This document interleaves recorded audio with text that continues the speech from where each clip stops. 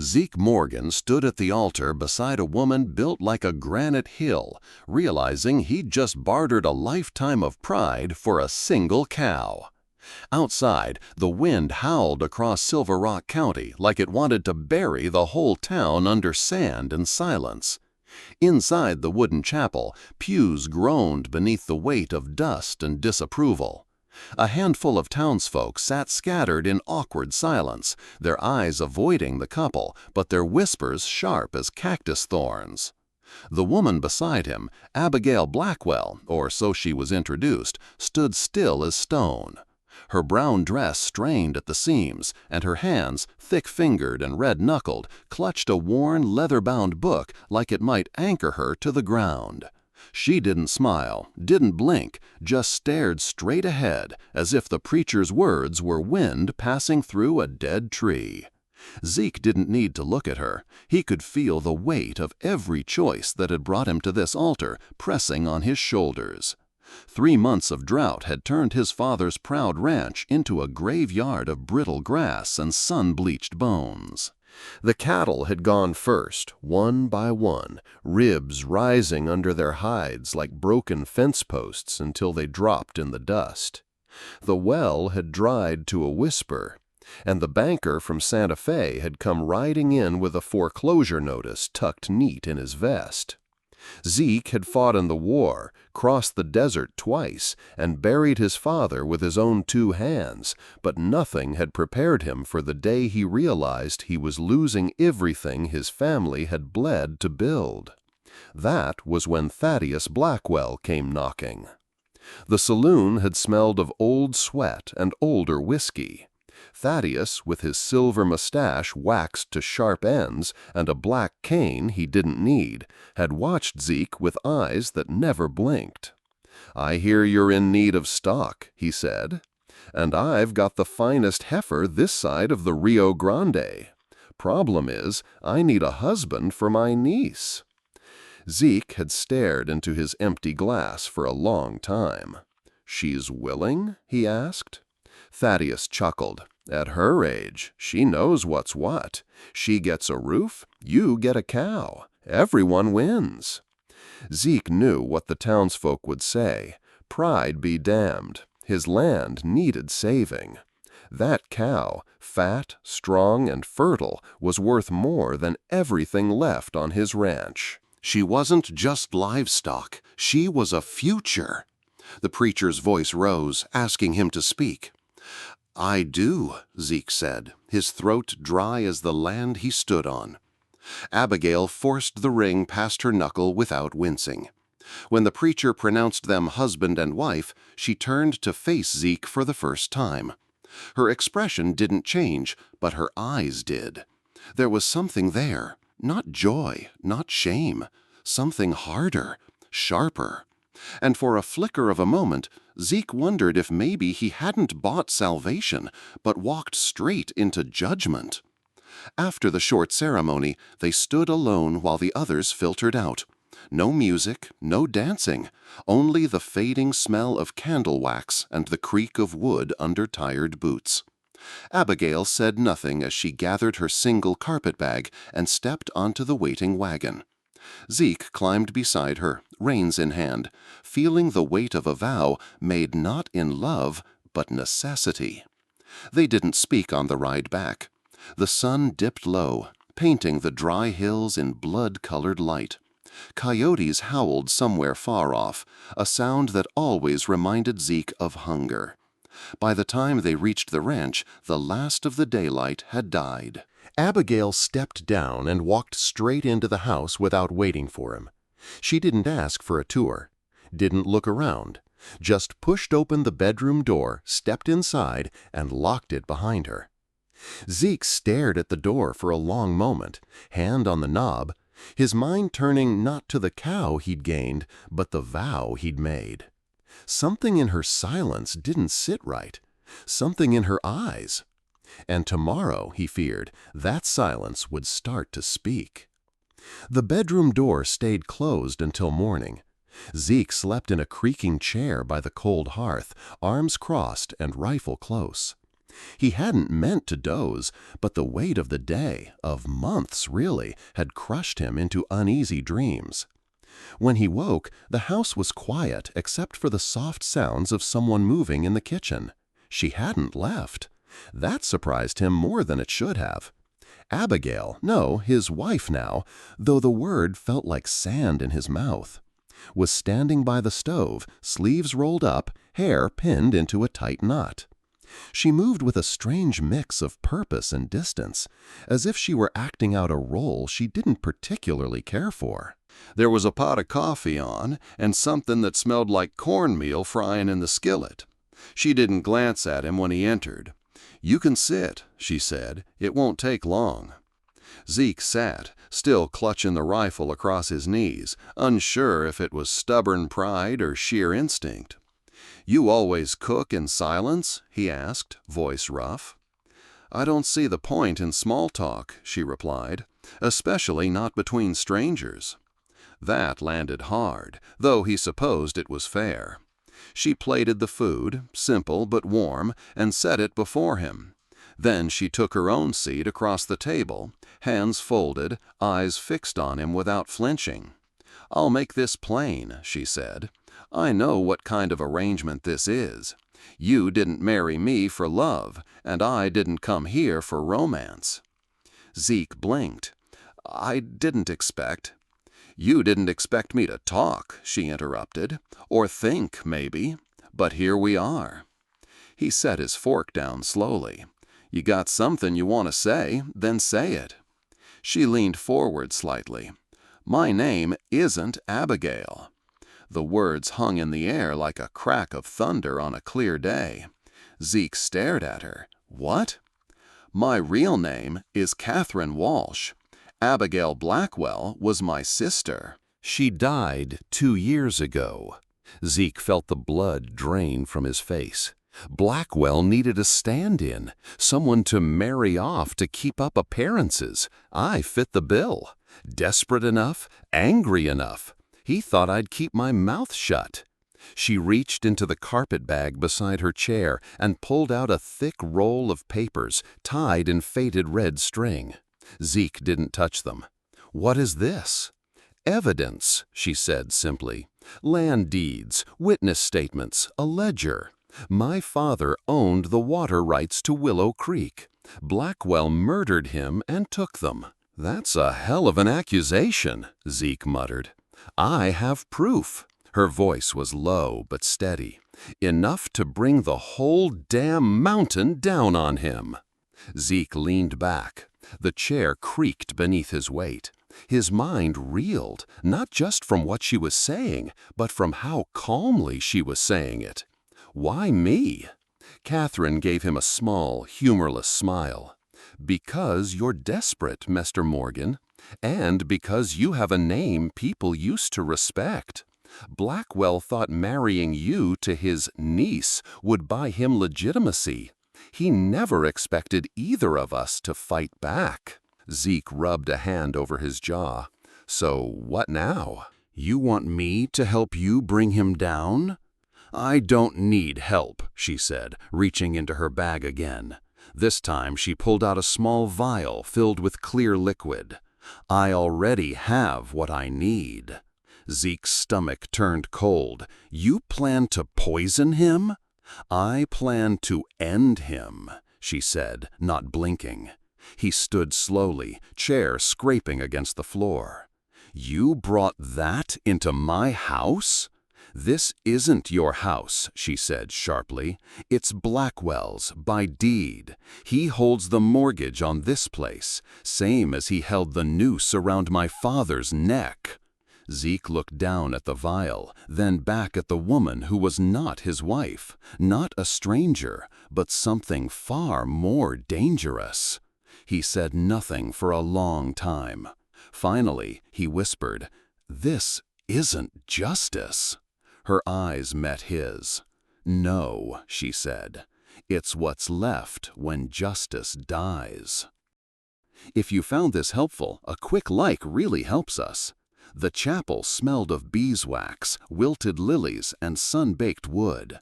It was the sort of place that held more funerals than weddings. That morning, it felt like both. Zeke Morgan stood rigid in his Sunday coat, the sleeves a little too short from years of sun and labor. His boots, freshly polished, sank into the cracked wooden floor as he glanced sidelong at the woman beside him, Abigail Blackwell, his new bride-to-be. She was a wall of a woman, tall and broad, her presence undeniable.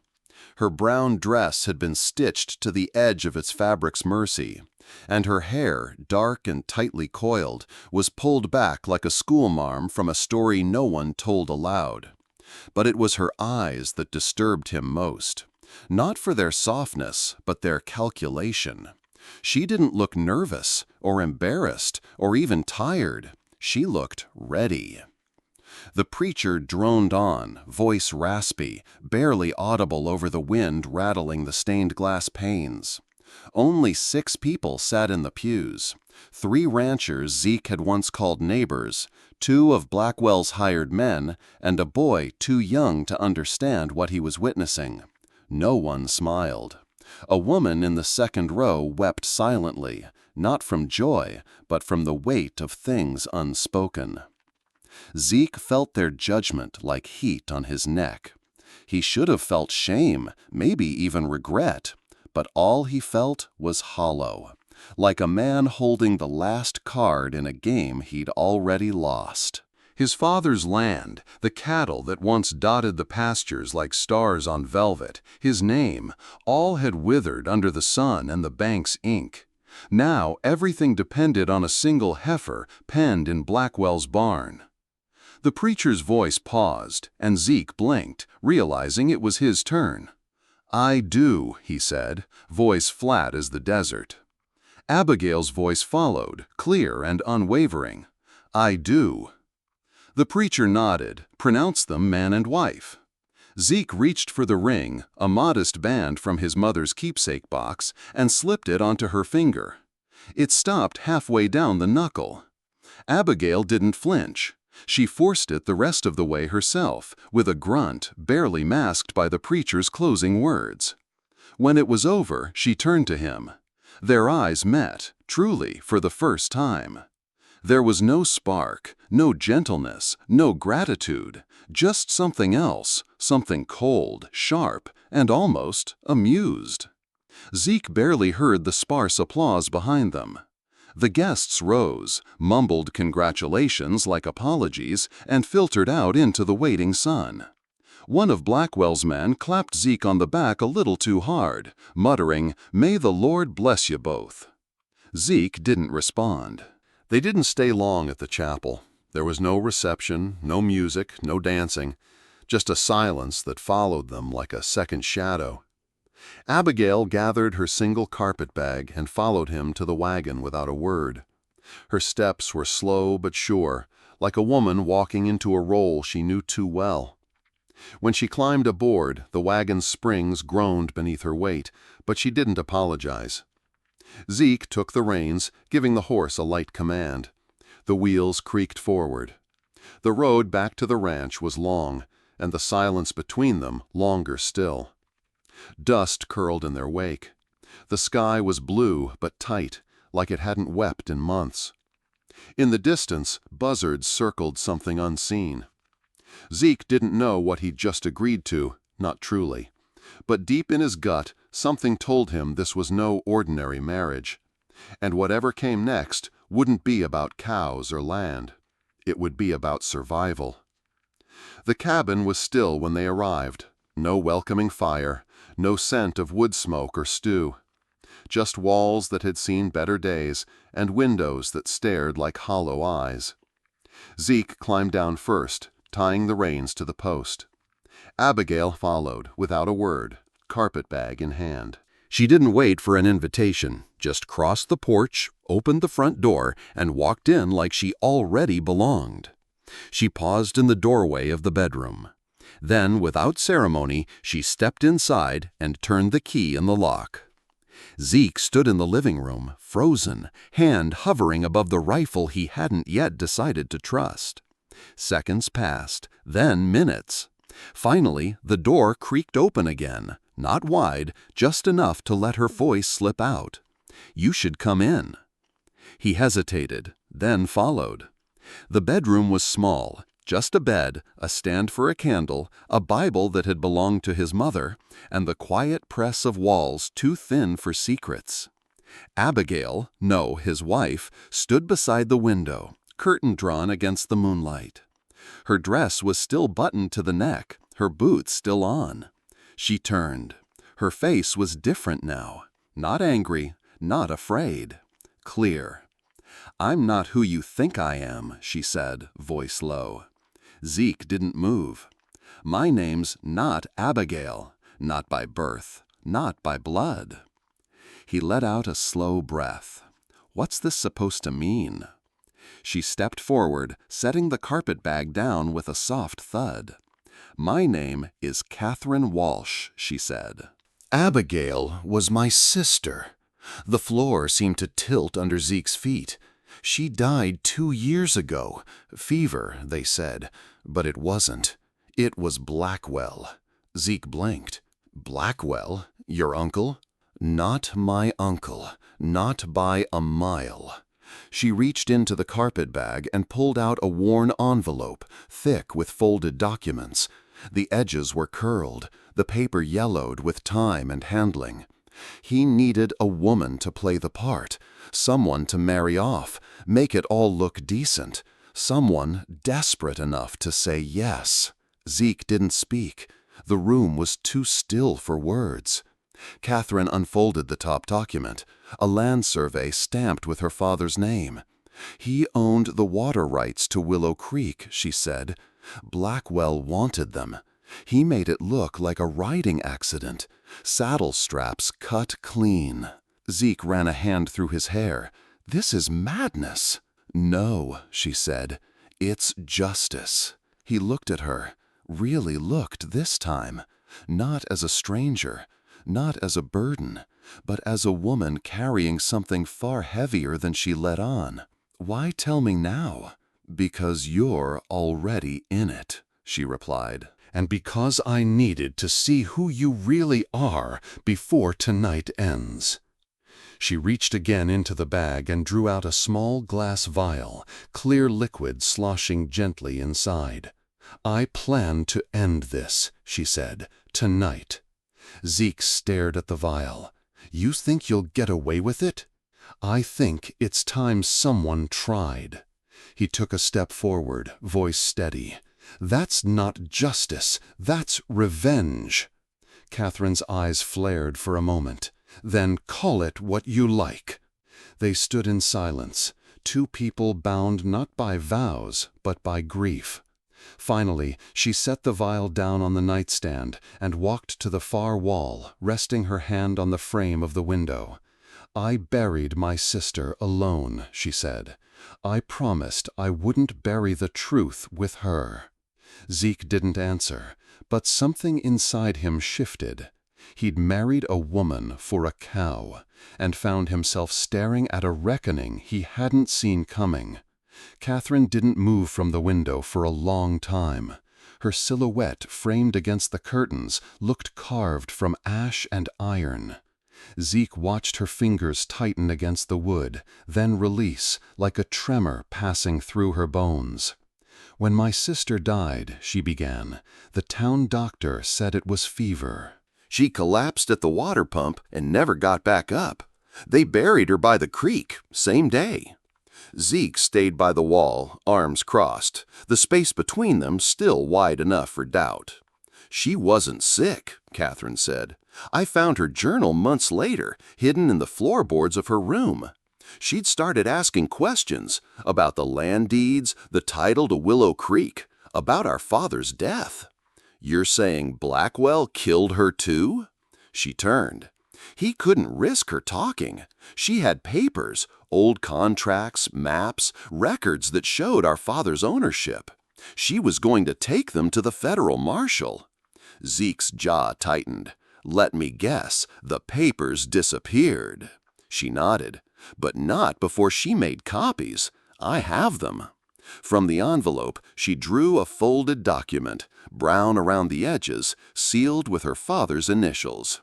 She laid it on the table between them like a playing card that changed the hand. Zeke stepped closer, eyes narrowing. He recognized the name at the top. Thomas Walsh, followed by a signature he'd seen once before in the county recorder's office, stamped over with Thaddeus Blackwell's newer, bolder scrawl. "He forged the transfer," Zeke muttered. Catherine met his gaze. "He didn't just forge it, he murdered the man who owned it, then bought off the marshal and took everything." Silence settled in again, thick as dust. Zeke reached for the paper, studied it. "If this is real, why not go to the law?" "I tried," she said. "Marshal Wilcox is one of Blackwell's oldest friends.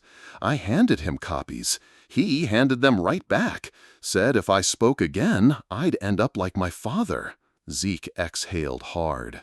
His pulse had started to thrum, not from fear, but something older, anger uncoiling in the pit of his chest. "So you came here," he said, "wearing your sister's name, marrying a stranger, just to get close to him?" "I needed time, a plan, and someone he wouldn't suspect."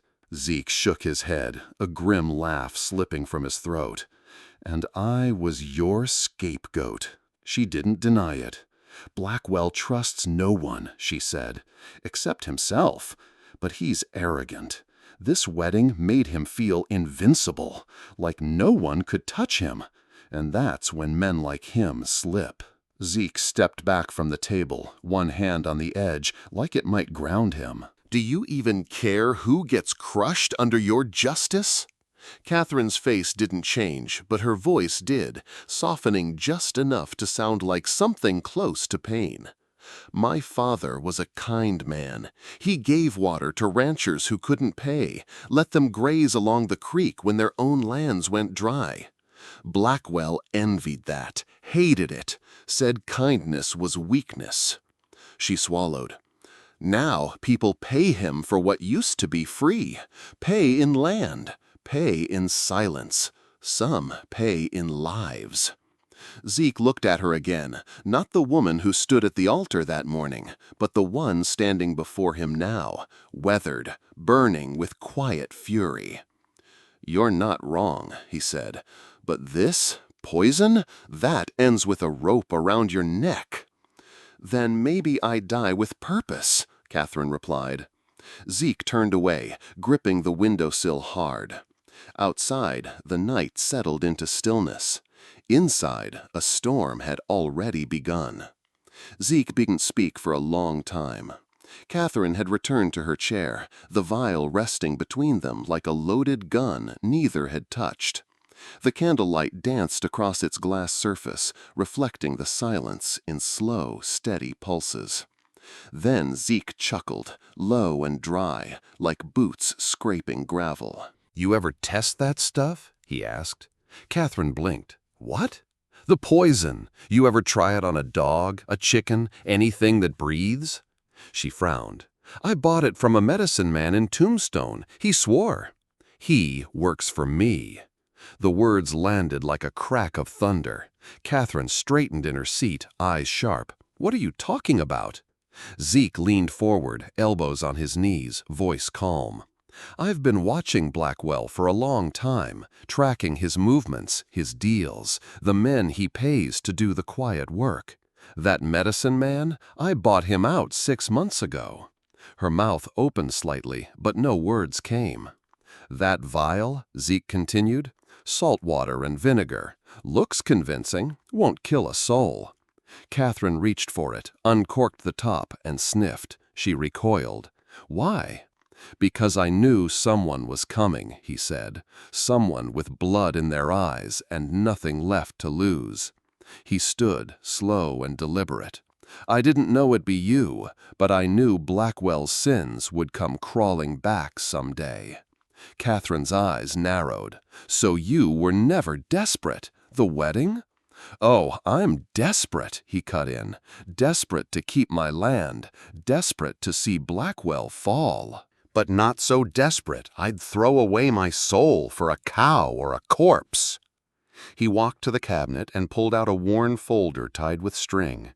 "I've been gathering these for over a year," he said, laying it next to her own stack. "Names, receipts, land transfers. I found a man in Lincoln County who saw Blackwell the day your father died. Bloody boot prints and a broken saddle girth." Catherine looked down at the folder, then up at Zeke. "You're working with someone?" He nodded. "Federal Marshal Hayes, the real one. He's been building a case. Blackwell's connected to a water theft ring stretching into 3 counties. We're days away from sealing it." "And you married into his lie?"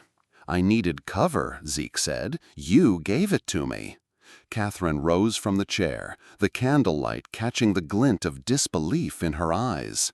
"All this time, I thought I was setting the trap." "You were," Zeke said, "just not the one you thought." She turned toward the window, breath fogging the glass. "You could have let me kill him," she whispered. "No," Zeke said. "I need him to bleed slow, like we did." He stepped beside her. "I want him to lose his land, his name, his power.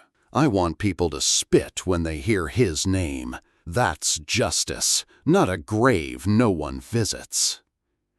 Catherine said nothing for a moment.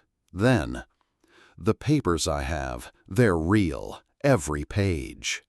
"I know," Zeke replied, "and combined with mine, they'll bury him." She turned to face him, and for the first time since their wedding, the ice in her gaze melted just enough. "Then what happens next?"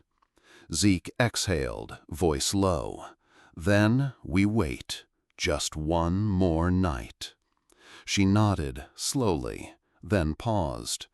"There's just one thing," she said. Zeke raised an eyebrow. "I never tested the poison," Catherine said, "but I tested Blackwell's patience.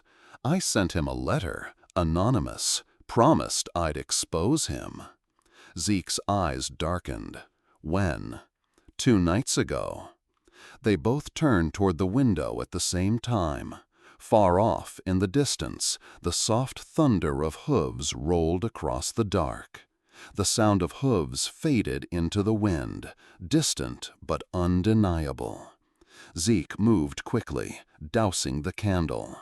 The cabin fell into a hush, broken only by the creak of floorboards as Catherine stepped forward, her voice just above a whisper.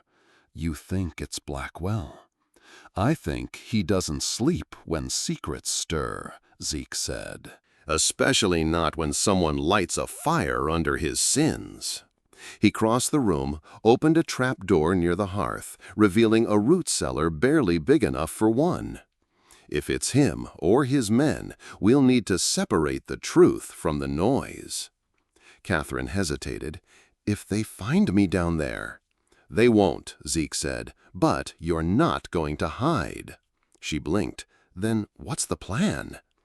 Zeke pulled a small lantern from a shelf and lit it low, shielding the flame. "You said your sister had papers, that she made copies." Catherine nodded. "She left them with me. Her Bible, too. Said if anything happened, I'd know what to do." "Where is it?" Catherine opened her carpet bag, pulled out a soft, well-worn Bible wrapped in linen. She held it to her chest for a moment, then unwrapped it slowly. Between its pages lay letters, maps, receipts, dozens of documents, each tucked carefully within the Word. Zeke's breath caught when he saw the handwritten verse in the margins. "But let justice roll down like waters, and righteousness like an ever-flowing stream." Amos 5:24. "She believed," Catherine said softly, "even when no one else did." Zeke reached out, took one of the pages. "This changes everything." "She wanted justice," Catherine said, "not revenge. But I lost sight of that. I almost made her into a reason to kill." Zeke folded the page gently, slid it back. "Maybe we both lost something," he said, "but we still have her voice." They spread the documents on the table, organizing them by date, by land deed, by witness. In less than an hour, they had built the skeleton of a case too strong to ignore. Zeke placed the Bible atop the stack. "She'll watch over it," he said. Then a knock. 3 slow raps on the door. Zeke froze. A coded knock, prearranged with Marshal Hayes. Catherine's eyes widened. Zeke opened the door a crack. A man in a wide-brimmed hat stepped inside quickly, face shadowed. 2 more figures waited outside, keeping watch. "Marshal Hayes," Zeke said. The man nodded. "We saw movement near Blackwell's ranch. He's spooked, might act tonight." Catherine stepped forward. "We have everything." She handed him the Bible. The marshal raised an eyebrow, flipped through the pages, then whistled low. "This is enough to bring the whole county down." He looked at both of them. "Stay put. If Blackwell makes a move, we need him alive. We'll be ready by dawn." He disappeared into the dark. Zeke closed the door, locking it. They were alone again. This time, the silence between them wasn't empty. It was loaded with purpose. Zeke sat beside the window, rifle across his lap. Catherine sat at the table, the light from the lantern glinting off the vial, still untouched. "He's coming," she said. Zeke nodded. "But we're not alone." Catherine looked at the empty chair across the room, where her sister might have sat. "No," she whispered, "we're not." The lantern on the table flickered once, then flared. Catherine's fingers hovered over the Bible, her breath shallow. Outside, the wind had quieted, but tension crackled like lightning coiled just beyond the horizon. Zeke paced near the window, rifle in hand. If Hayes said dawn, it's not him. Catherine nodded slowly. Then who knocked? They didn't have to wait long. A sudden pounding shattered the stillness. Heavy fists on the door, followed by voices barking orders. "Zeke Morgan, come out now!" Zeke's face went pale. That's not Hayes. He stepped to the window, peeked through the curtain. His heart dropped. Thaddeus Blackwell sat astride a coal-colored horse, holding a torch high. Beside him, 5 armed men dismounted. But it was the figure next to him that turned Zeke's blood to ice. Marshal Wilcox. Catherine's voice broke the moment. "That can't be. Hayes said Wilcox was compromised, but under investigation." Zeke's voice was gravel. "We were too late." "They know," Catherine whispered. "Someone betrayed us." Zeke backed away from the window. "You told anyone else?" "No, just Hayes." He swore under his breath. Then it was the preacher. Blackwell owns half the town. If the preacher fed him the marriage lie. A voice outside shouted again, "Come out now, or we burn it down." Zeke looked at Catherine. "Take the evidence. Go to the root cellar." "No, I'm not hiding while they—" "Catherine, please. This isn't about fear. It's about finishing what we started." He pressed the Bible and documents into her hands, then kissed her forehead. "Wait till sunrise. Hayes will come." She hesitated, then ran for the trapdoor. The pounding on the walls grew louder. Boots, rifles, threats. Zeke positioned himself behind the water barrel near the front window. Just as he aimed, Blackwell stepped forward. "Zeke!" His voice rang with mockery. "Heard you took a bride. Shame you didn't check the family tree." Zeke didn't answer. Wilcox raised his badge, voice thick with accusation.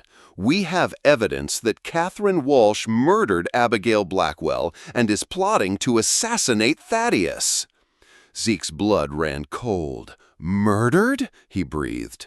"They flipped it," Catherine's voice echoed from the floor below. Zeke shouted through the door. "She's alive! Her name is Catherine, and she's no murderer!" Wilcox laughed. "That won't hold in court, Morgan. The preacher ID'd the body, said she confessed. This whole marriage, It was a setup. "They're turning your plan against you," Zeke muttered.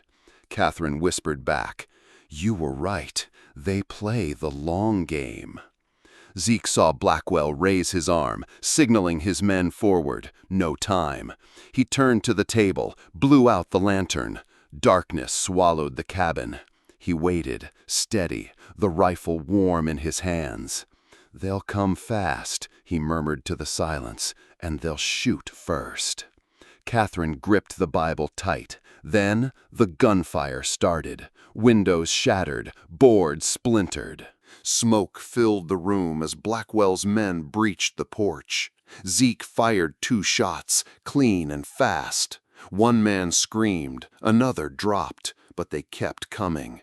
Outside, a voice roared, not Blackwell. "Federal Marshal Hayes, drop your weapons." Gunfire halted, then chaos. The traitor Wilcox turned, reaching for his sidearm, only to be tackled by Hayes himself. In the confusion, Catherine climbed from the root cellar, holding the Bible above her head. "I have proof," she shouted, "and witnesses." Slade's men froze. Hayes grabbed the documents, lifted them into torchlight. "These records match our investigation. Wilcox and Blackwell are under arrest for conspiracy, murder, and fraud." Zeke leaned against the doorframe, bleeding from the shoulder, watching the noose tighten, not around his neck, but theirs. Catherine reached him, eyes wide. "It's over," she whispered. Zeke managed a broken smile. "No," he said, "it's just beginning." If you're still watching right now, drop a 1 in the comments so I know you're still with me on this journey. The air was thick with dust and dread as Zeke Morgan crouched beneath the eaves of his father's cabin. His breath was shallow. In one hand, he held a matchbook slick with sweat. In the other, a bundle of dry straw, soaked earlier in kerosene and laced with a pinch of black powder borrowed from his old war chest. This wasn't a stand, it was a distraction. Outside, the hooves of Thaddeus Blackwell's men pounded the earth. 6 of them, maybe more. Their voices carried in harsh shouts through the darkness. Lanterns flickered across the yard, throwing long shadows on the cracked porch boards. One torch came close, too close. Zeke's jaw tightened. Time had run out. He struck the match. The flare hissed like a snake, and in an instant, fire roared to life beneath the porch roof. Flames licked upward, catching the edge of the tarred beams. It wasn't enough to burn the house, just enough to blind them. "What the?" a voice bellowed from outside. "The roof's ablaze!" Zeke rolled across the dirt, away from the wall, using the confusion to his advantage. Through the smoke, he saw Blackwell himself rear back on his horse, barking commands as his men scattered in panic. But Zeke didn't run. He slipped behind the old water trough, rifle tight in his grip. From this angle, he could see the edge of Catherine's shadow behind the kitchen curtain. She wasn't in the root cellar. She was staying. The flames crackled louder, casting the yard in chaotic light. One man fired blindly into the air, and the others followed, thinking they were under attack. Zeke waited. He wasn't here to kill, only to buy time. He aimed his rifle at a second bundle he'd hidden near the feed shed. One shot. Another flash of light, and smoke billowed into the night like a warning to the heavens. From the west came the answer, the distant sound of hooves, steady, deliberate, and many. Zeke allowed himself a single breath of hope. They were coming. While chaos erupted outside, Catherine Walsh stood in the quiet threshold of the kitchen, holding the lantern steady in her hands. Her breath trembled, but her grip did not. Behind her, the root cellar's wooden hatch remained wide open. She hadn't gone down. She had made her choice. The candle inside the lantern flickered, casting her shadow across the wooden floor. She stepped forward, 1 foot, then another, until she reached the window overlooking the yard. With calm precision, she set the lantern on the sill. The flame danced brightly behind the glass, facing west, just as they had planned. But then she did something Zeke hadn't expected. From her bag, she pulled out the small, worn, leather-bound Bible, her sister's Bible, the one Abigail had kept by her bedside until the very end. Catherine opened it gently, turning the yellowed pages until she found the one with Abigail's handwriting. She slid the book onto the windowsill beside the lantern. The light caught on the margin note, written in a trembling but defiant script. "Let justice roll down like waters, and righteousness like a mighty stream." Amos 5:24. A verse chosen not for comfort, but for conviction. A prayer made into a promise. Catherine whispered the words to herself, steadying her nerves. Behind her, the rumble of horses was growing louder. The smoke from Zeke's fire curled past the window, but she didn't flinch. Instead, she turned toward the door and opened it, not to flee, but to face what came next. Zeke caught sight of her from across the yard, a silhouette framed by the firelight, standing tall with the lantern glowing at her back. She hadn't hidden, she hadn't run, she was signaling the law. And in that moment, Zeke knew he wasn't fighting alone. The wind shifted. Beyond the smoke and firelight, over the crest of the ridge that bordered Zeke's property, came the unmistakable sound of hooves, fast but measured. Not like Blackwell's men, who rode with the recklessness of raiders. These riders moved with purpose, like judgment rolling in on iron shoes. Blackwell paused mid-shout, his face drawn tight beneath the glow of his still-burning torch. He turned his head, listening. Then he heard it too, the jangle of tack, the call of men in practiced formation. "Who the hell?" he growled. And then they appeared. 6 riders broke through the haze of smoke, the first bearing a federal badge that gleamed like a star fallen from heaven. Marshal Nathaniel Hayes, tall and stony-faced, reined his horse in with military precision. Behind him, 5 deputies spread in a crescent formation, rifles ready, eyes sharp. "Thaddeus Blackwell," Marshal Hayes called, his voice cutting through the night like a bell. "By authority of the United States government, you are under federal investigation for conspiracy, land fraud, and suspected murder." The silence that followed was absolute. Zeke rose slowly from his cover, rifle lowered but not forgotten. He saw the color drain from Blackwell's face, watched the man scan his surroundings for a way out. But the noose had already tightened. Next to him, Sheriff Wilcox cursed under his breath. "You said they wouldn't come," he hissed to Blackwell. "They weren't supposed to," Blackwell snapped. From the porch, Catherine stepped forward into view, her lantern still raised high. "They were always coming," she said. "You just didn't think you'd see them." Marshal Hayes turned to her, his eyes narrowing in recognition. "Miss Walsh, you've done your country a great service." She nodded once. "I brought what you need."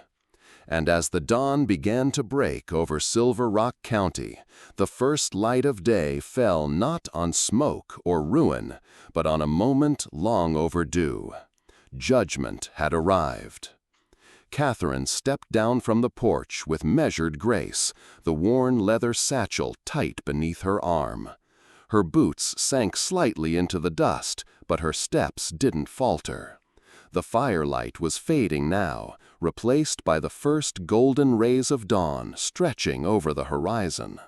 She reached Marshal Hayes, handed him the satchel without a word. He opened it carefully, his gloves brushing over the contents.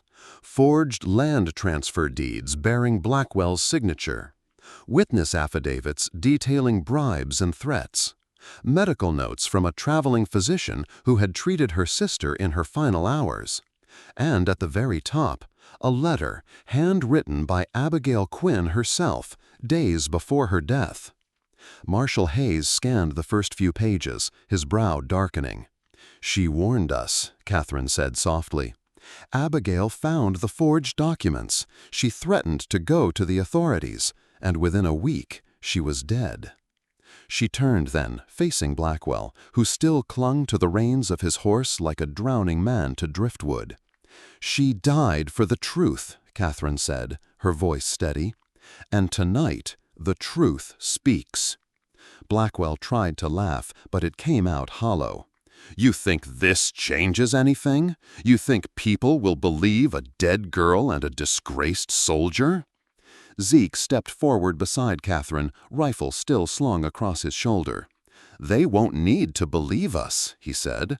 "They'll believe the records, the witnesses, the law." Hayes raised a hand, signaling his deputies. "Secure Mr. Blackwell and Sheriff Wilcox for transport." "They'll be answering to a federal judge in Austin." As the deputies moved in, Blackwell snarled, "This land was nothing until I built it up. Everything here exists because of me." Catherine didn't look away. "No, it exists in spite of you." She turned back to Marshal Hayes. "There's one more thing," she said, reaching into the inner pocket of her coat. She drew out a small vial, the very same one she had once intended to use for vengeance. She handed it over. "For evidence," she said quietly, "not for revenge." Hayes accepted it with a respectful nod. And in that moment, with the weight of so many buried truths finally brought into the light, the grip of fear that had held Silver Rock for so long began to break. The calm shattered in half a breath. As Marshal Hayes turned to brief his men, Sheriff Wilcox moved with the speed of a desperate man. His hand darted to the inside of his coat, fingers wrapping around the polished handle of a concealed Colt. Zeke saw the glint first, the unnatural jerk of motion beneath the lawman's badge, and instinct took over. "Gun!" he roared. Wilcox drew, but not fast enough. Zeke's rifle was already raised. He didn't aim for the heart. He didn't have to. The report cracked through the dawn air like judgment. A scream followed, sharp and raw. The sheriff's pistol clattered to the ground, his right hand hanging limp, blood pouring from the shattered wrist. He dropped to his knees, cradling it with a grimace that turned his face into a mask of rage and fear. "Damn you," he hissed. "You ruined everything." "You did that yourself," Zeke growled, stepping forward. "You had a badge and a choice. You chose the wrong side." Two deputies rushed in, securing Wilcox before he could reach for anything else. One of them yanked a bloodied kerchief from the sheriff's belt and wrapped it roughly around the wound. The man groaned but didn't fight. Blackwell stared in disbelief. "You shot a sheriff, boy!" Zeke didn't flinch. "I shot a traitor." Marshal Hayes turned back, nodding grimly. "You saved lives tonight, Morgan. Probably mine." Catherine watched the scene unfold from the porch, her hand still resting lightly on the frame of the door. She didn't cheer. She didn't weep. But there was a quiet exhale in her chest, like a weight finally beginning to lift. The rest of Blackwell's men, watching their leaders bleed and fall one by one, began laying down their rifles. The clatter of surrender echoed through the yard. No words, no resistance, just the sound of something old and rotten finally collapsing under its own weight. Above them, the sun had risen past the ridge, washing the valley in light. Zeke lowered his rifle slowly. His hands trembled now, not from fear, but release. It was over, or close enough. He turned to Catherine, and their eyes met. No one smiled, not yet. But for the first time, there was room in their gaze, for breath, for healing, for something that might one day look like peace. The irons clinked loud against Thaddeus Blackwell's wrists, sharp, metallic, final. He stood between two federal deputies, spine still stiff with pride, though his face was drawn tight and pale beneath the bruises of a man who had run out of power. The sunlight did him no favors. It exposed the sweat on his collar, the yellowed whites of his eyes, the tremble he fought to hide. Marshal Hayes read the formal charges aloud: land fraud, conspiracy, attempted murder, obstruction of justice. Zeke didn't move from where he stood. Neither did Catherine. Blackwell's lips curled into one last snarl. You think this is justice? You're fools, both of you. You think anyone will remember your names?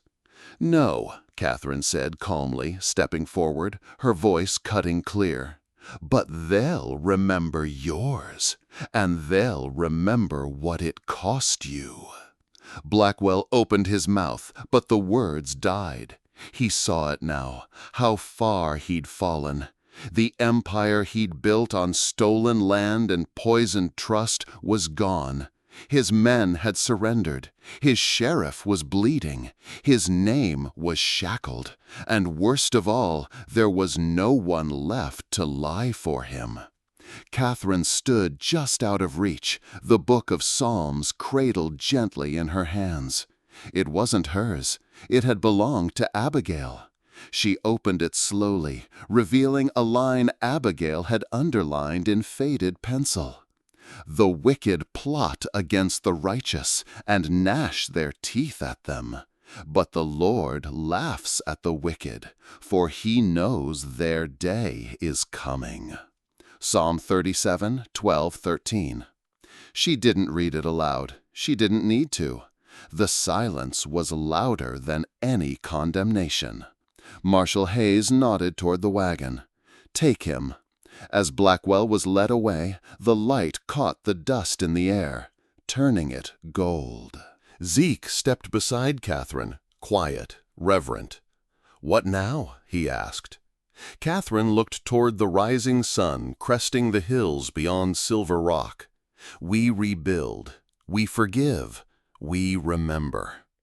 Zeke let out a long breath. "Justice, not vengeance." She nodded.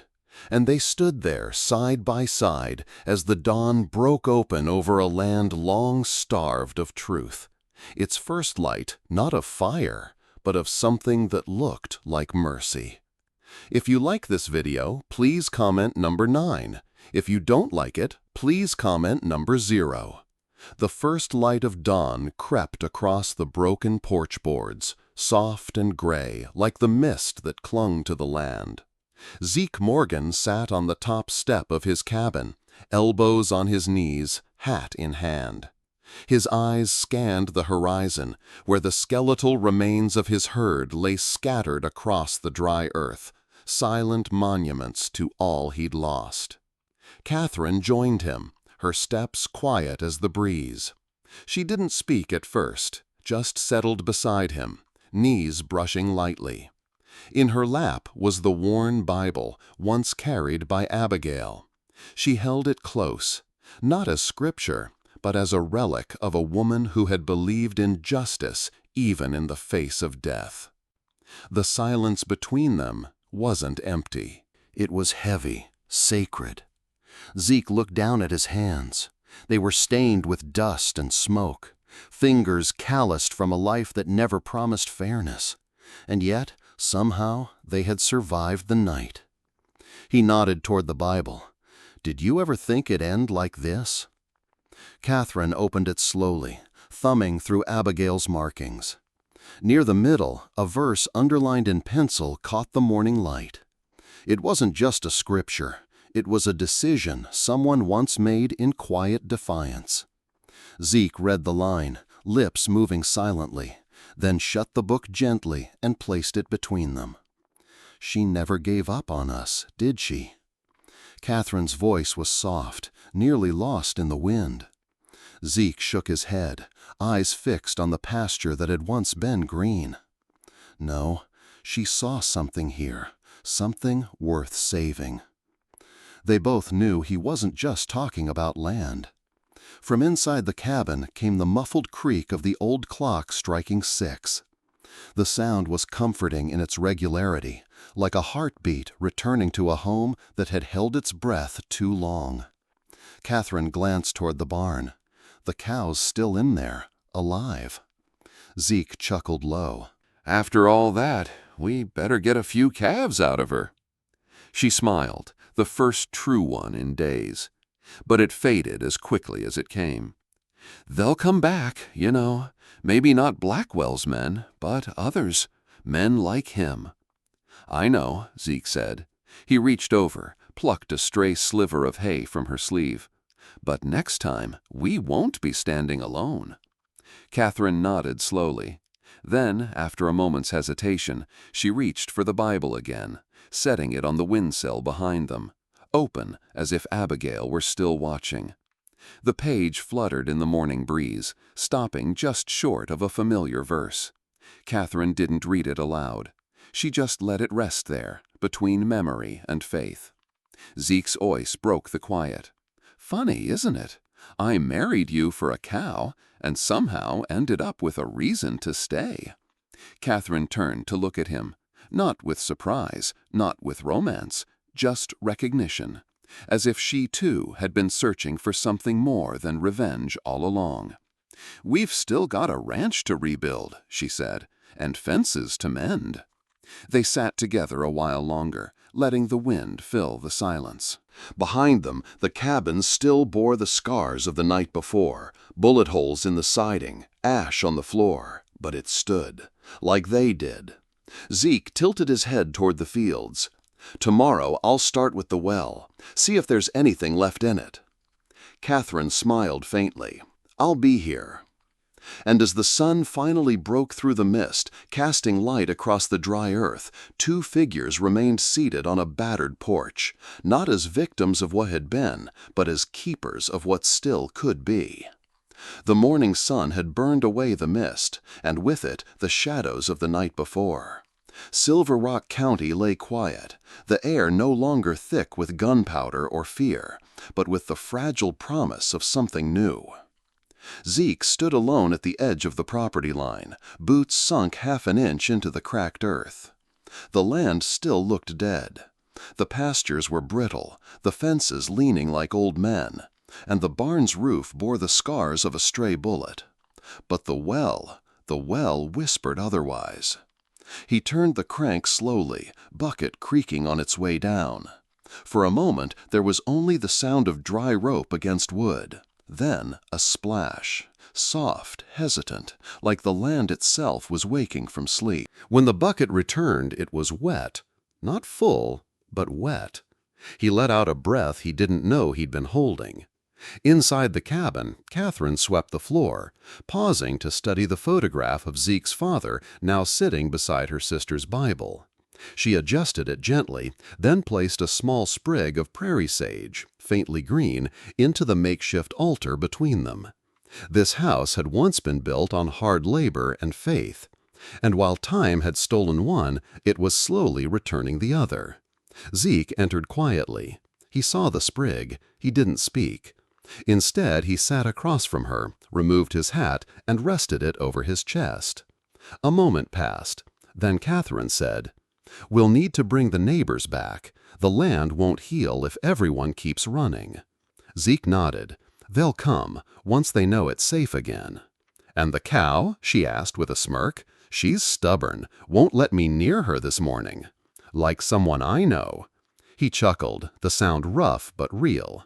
"We'll name her Redemption." Catherine raised an eyebrow. "That's a lot of weight for one cow to carry." Zeke leaned forward, eyes steady. "She's not carrying it alone." Outside, the wind stirred the dirt in lazy spirals. In the distance, a pair of birds circled above a dead tree, nesting where nothing had dared to before. Life, it seemed, had begun creeping back. Catherine walked to the window, staring at the horizon. "We won't forget what happened here," she said. "No," Zeke agreed, "but we won't be ruled by it either." She turned toward him, arms folded lightly across her chest. "What do you see out there, Zeke?" He looked past her, out to the barn, the pasture, the sun slicing through the dry air.